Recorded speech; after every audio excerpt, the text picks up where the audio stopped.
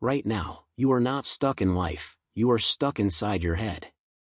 And the scariest part, you've been living in a prison with the door wide open, because the lock is made of your thoughts. If you can't control your mind for 10 seconds, how will you control your future for 10 years? Today, something can change. Not tomorrow, not next year, right now. The moment you stop arguing with your thoughts, everything begins to shift. Stop rehearsing pain, stop replaying imaginary conversations, stop living inside what if, and come back to real life. Because anxiety is not your personality, overthinking is not intelligence, it's a habit, and habits can be broken. Stay with me, because in the next few minutes you may feel your mind become quiet, in a way you haven't felt in years, and once you taste that silence, you will never accept your old life again. Listen carefully, you are not tired because life is heavy, you are tired because your mind never stops talking. You wake up, and before your feet touch the floor, you are already somewhere else, replaying yesterday, arguing with someone who isn't there, predicting a future that hasn't arrived. You carry 10 conversations in your head, none of them real, and then you wonder why your chest feels tight, why your body feels exhausted, why your energy disappears before the day even begins. Let me ask you something. When was the last time you were truly here? Not breathing, not blinking, but present. When you looked at the world instead of your thoughts, when you drank water and actually tasted it, when you walked and felt the ground beneath you, when you sat in silence without needing to escape. Most people can't, and they think that's normal. They think overthinking is maturity, they think worry is responsibility, they think living in the head is intelligence. No. It's addiction. Thinking gives the illusion of control. If I analyze enough, I'll prevent pain. If I imagine worst cases, I'll be ready. If I replay the past, I can fix it. But look at your life, has it worked? You don't need more thoughts, you need more reality. Your mind is a powerful tool, but most people made it their home, and that is why they suffer. A tool is meant to be used, and then put down, but you carry your mind everywhere, to bed, to conversations, to the shower, to prayer, to love. And then you ask, why do I feel restless? Because you are dragging a loud machine everywhere you go. You want peace. Stop using the mind when it isn't needed. Yes, your problems may be real, but your suffering is often manufactured. Two people face the same hardship, one adapts, one collapses, the difference is the story inside their head.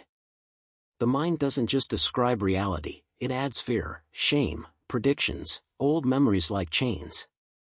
You believe you are your thoughts, but you are not. A thought is a cloud, it appears, moves, disappears. But something in you remains. The watcher. If you can watch a thought, it cannot be you. You are the awareness behind the noise. Your life is not hard, your mind is undisciplined. That is why you overthink, delay, and stay stuck. An untrained mind loves drama. It creates fear when you are safe, doubt when you are capable, rejection while you sit alone. And then you listen, treating thoughts like commands. They are not commands. A thought is only a suggestion. Many of your thoughts are wrong. A mind without training is like a child holding a sword, it will hurt you. The mind lives in the past or the future, it cannot live in the present, because the present is quiet. But peace lives here. Joy lives here.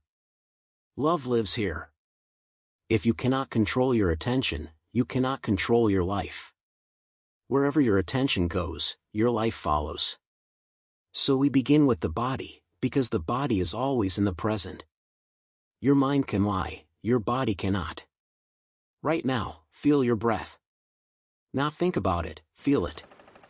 Where is it most clear? Your nose, your chest, your stomach.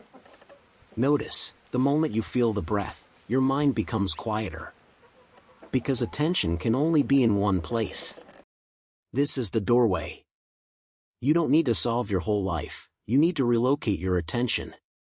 Your mind will resist, it will say this is boring, check your phone, worry again. That's normal, that's the addiction fighting back. You don't fight the mind, You stop feeding it. A fire dies when you stop adding wood. Instead of arguing with thoughts, step back, watch, label, thinking, worrying, judging, remembering. Then return to the breath, return to reality, again and again. This is discipline, not motivation. When the mind is noisy, move your body. Stand up, wash your face, walk, stretch, clean something. Action breaks the spell. Do the next obvious thing. Not your whole future, just the next step. Open the book, send the message, write one line, do one push-up. Motion creates clarity. You are not a story. You are awareness. You are presence. You are possibility. Every time you notice you are lost in thought, return. Return to breath, return to sensation, return to action. Again and again. Each return is strength. Carry your attention like a cup filled with water. If you rush, it spills. If you panic, it empties. If you stay aware, it remains. You are leaking attention all day.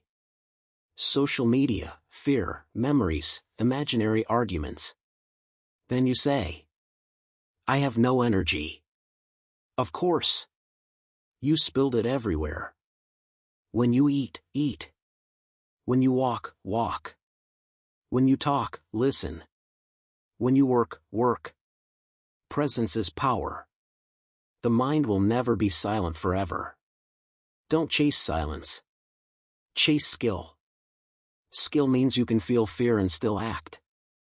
Feel uncertainty and still move forward. Hear thoughts and not obey. So the next time you catch yourself spiraling, don't panic. Smile. Because now you see it. And seeing is the beginning of freedom. Take one slow breath. Feel it enter. Feel it leave. Now look around you. Really look. This is your life.